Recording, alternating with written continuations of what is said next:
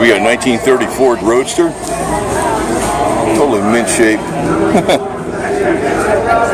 All black. It's good like this, tell you the truth, just all black.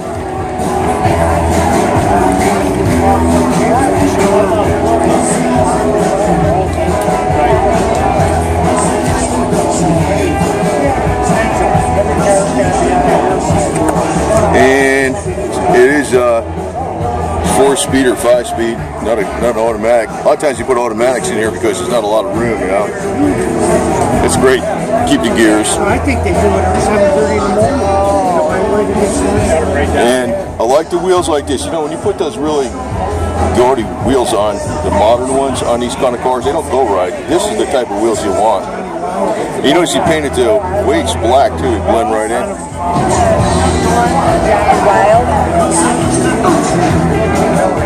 And no fenders. So you get the rooster tails coming up at the gate, people tailgating you.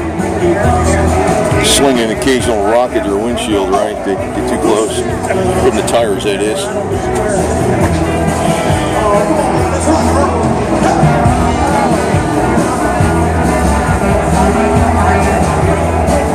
And, you know, I wish they had these repos on these cars, the reproductions weren't so crazy expensive, because the whole idea of getting one of these way back when, they're in the early 50s and the late 50s and the early 60s even, was that it was easy to work on and cheap. You know, nobody was driving 57 Chevys in 57 unless you were wealthy. It was a brand new car back then. You would be riding these. But the reproductions have got so crazy priced. It's like, what are they, gold plated? I mean, I don't get why. I guess there's not enough demand for them, maybe. Too bad there wasn't.